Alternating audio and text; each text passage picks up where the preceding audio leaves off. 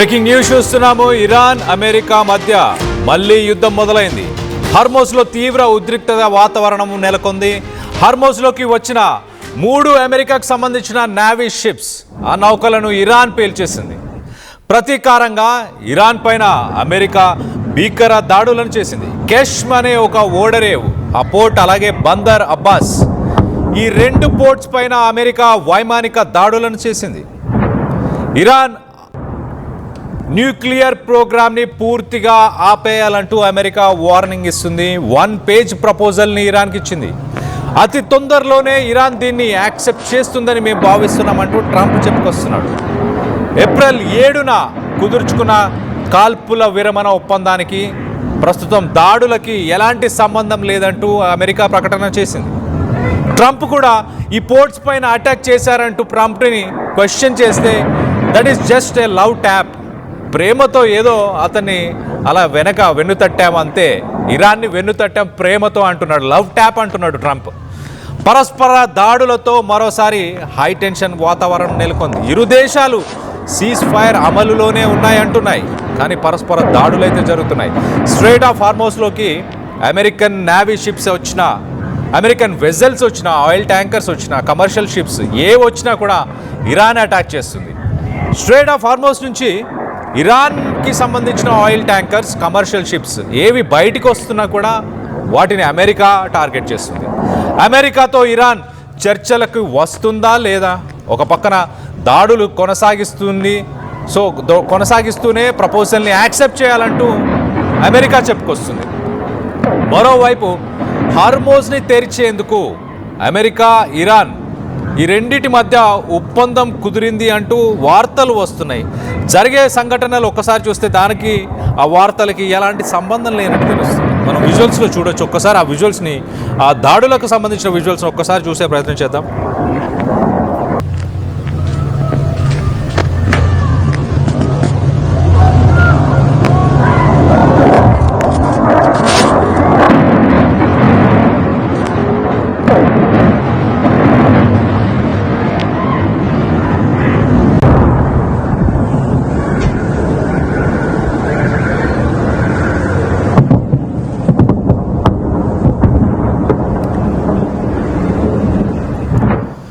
Strait of హార్మోజ్కి మొదటగా అమెరికాకి సంబంధించిన 3 నేవీ షిప్స్ ఎంటర్ అయ్యాయి.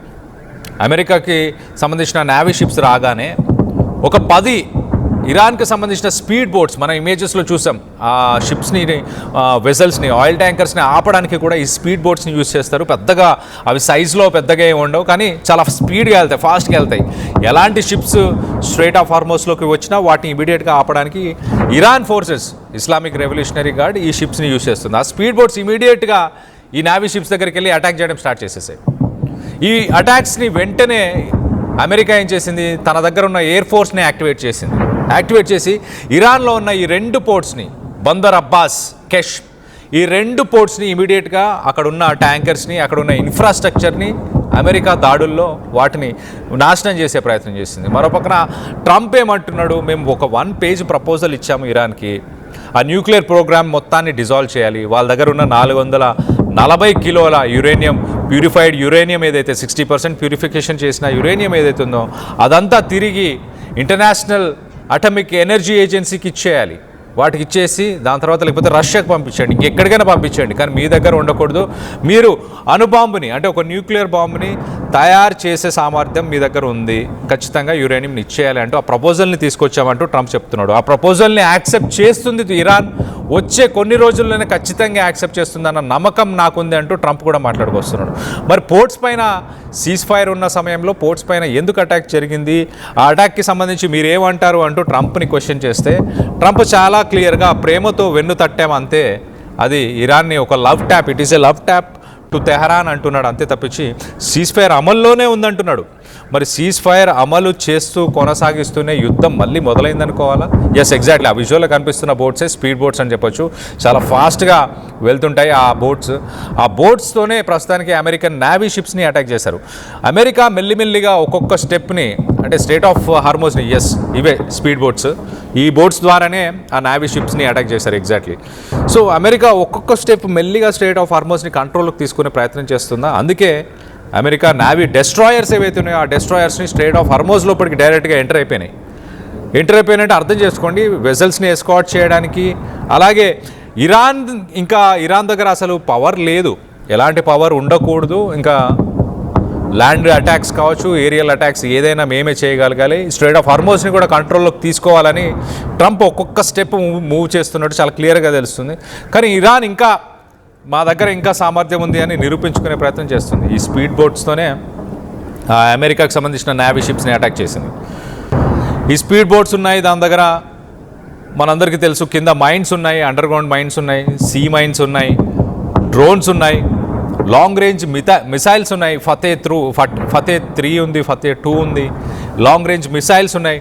నిన్న మొన్న United Arab Emirates, Oman, Qatar, Kuwait ఈ కంట్రీస్ పైన ఇరాన్ విరుచుకుపడింది. అక్కడ ఉన్న ఇన్ఫ్రాస్ట్రక్చర్ని డ్యామేజ్ చేసింది. ప్రపంచ దేశాలకి ఒక సేఫ్ హ్యావెన్ అంటూ, గల్ఫ్ కంట్రీస్ ఒక సేఫ్ ఇన్వెస్ట్మెంట్ ప్లేస్ అంటూ గల్ఫ్ కంట్రీస్ ఏదైతే ప్రొజెక్ట్ చేసుకున్నదో, ఒక బ్రాండ్ ఇమేజ్ని బిల్డ్ చేసుకున్నదో వాటిని ఇరాన్ కుప్పకూల్చేసింది.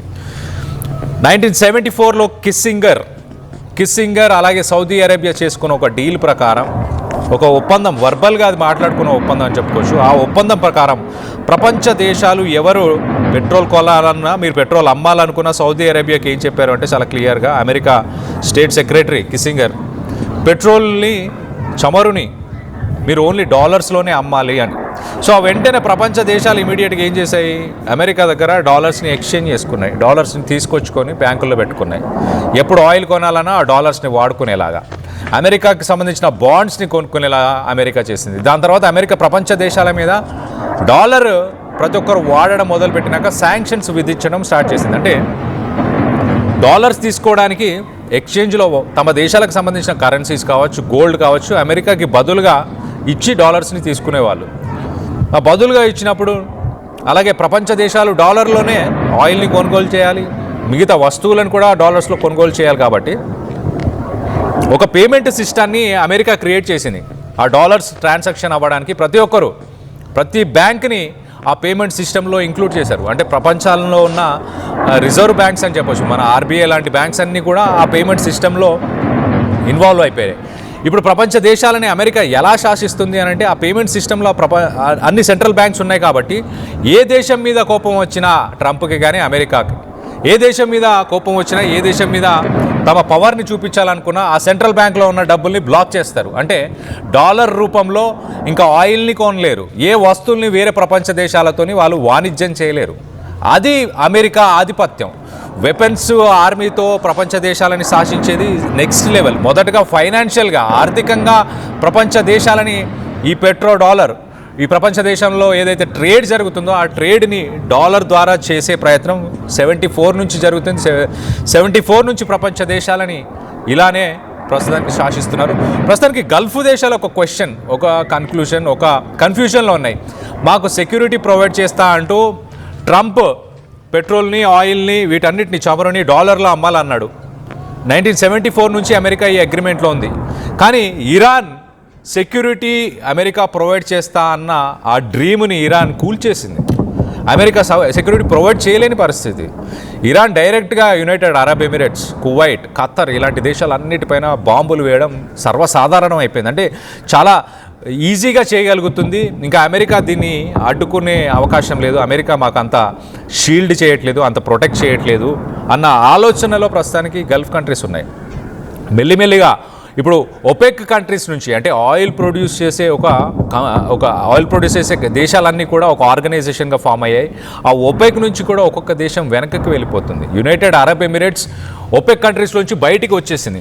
ఆ ఒపెక్ కంట్రీస్ ఏం చేస్తాయంటే, ప్రపంచ దేశంలో ఉన్న ఆయిల్ ప్రొడ్యూస్ చేసే కంపెనీస్ దేశాలన్నీ కలిసి, ఇదిగో ఈ సంవత్సరం ఇంత ఆయిల్ మాత్రమే ప్రొడ్యూస్ చేయాలి, ఎందుకంటే ఎక్కువ చేస్తే తక్కువ ధరకే అమ్ముడుపోతుంది ఆయిల్, కాబట్టి దాన్ని లిమిటెడ్గానే మనము ప్రొడ్యూస్ చేస్తే దాని ధరని నియంత్రించవచ్చు. ప్రపంచ దేశంలో ఆయిల్ ధరల్ని ఈ ఒపెక్ దేశాలు నియంత్రిస్తుంటాయి. దీంట్లో రష్యా ఉంది, గల్ఫ్ కంట్రీస్ ఉన్నాయి, మిగతా ఆయిల్ ప్రొడ్యూసింగ్ కంట్రీస్ అన్నీ కూడా ఉన్నాయి. సో ఈ పరిణామాలు ఎలా చోటు చేసుకుంటున్నాయంటే, రానున్న రోజుల్లో ట్రంప్ని, అంటే అమెరికన్ ప్రభుత్వాన్ని పక్కన పెట్టాలి, అట్ ద సేమ్ టైం డాలర్ని కూడా, డాలర్లో ఏదైతే వాణిజ్యం అవుతుందో, ఏదైతే ట్రేడ్ జరుగుతుందో ఆ డాలర్ని కూడా పక్కన పెట్టే రోజులు ఖచ్చితంగా వస్తాయి. ఆల్రెడీ ఇరాన్ ప్రపంచ దేశాలతో ఇరాన్ వాణిజ్యం ఇప్పుడు చైనాతో చేస్తున్న ట్రేడ్లో ఇరాన్ చైనా కరెన్సీ యువాన్ని వాడుతుంది. అలాగే గల్ఫ్ కంట్రీస్లో కూడా చైనా చేసే బిజినెస్ని యువాన్లో అంటే చైనీస్ కరెన్సీని ముందుకు తీసుకొచ్చే ప్రయత్నం చేస్తుంది. డాలర్ని పక్కన పెడదామన్న ఉద్దేశం బ్రిక్స్ కంట్రీస్కి కూడా ఉంది. అదే దిశగా ఈ యుద్ధం జరగడం ఒక రకంగా ప్రపంచ దేశాలకు మంచిదే అంటూ డిఫెన్స్ అనలిస్టులు, జియోపొలిటికల్ అనలిస్టులు, ఫైనాన్షియల్ అనలిస్టులు వీళ్ళందరూ కూడా చాలా క్లియర్గా ఏం చెప్తున్నారు, ఇదంతా మంచిదే, డాలర్ని పక్కన పెట్టే అవకాశం ఇది. ఎప్పటికైనా ఒక్కసారి డాలర్ని పక్కన పెడితే అమెరికా కుప్ప కూలిపోయే అవకాశం ఉంది. అమెరికా తన పవర్ని ప్రపంచ దేశాలపైన చూపించే ఆ పవర్ని కోల్పోయే అవకాశం ఉంది. శాంక్షన్స్ని విధించలేని పరిస్థితులు ఉంటాయి. అప్పుడు తన కరెన్సీతో పని లేనప్పుడు ఆ దేశంతో కూడా పని లేకుండా ప్రపంచ దేశాలు వాటి మనుగడను కొనసాగించే అవకాశం ఉంటుంది. కాబట్టి ఓవరాల్గా యుద్ధం మరింత తీవ్రతరమయ్యే అవకాశం ఉంది, మళ్ళీ మొదలైందని భావిస్తున్నాను. దీనికి సంబంధించి మీరేమనుకుంటున్నారు? ఒక పక్కన సీజ్ ఫైర్ అని చెప్తూనే ఒకరిపై ఒకరు పరస్పరం దాడులు చేసుకుంటున్నారు. దీనికి సంబంధించి మీ అభిప్రాయాలు ఏంటనేది కింద కామెంట్ రూపంలో తెలియపరచండి.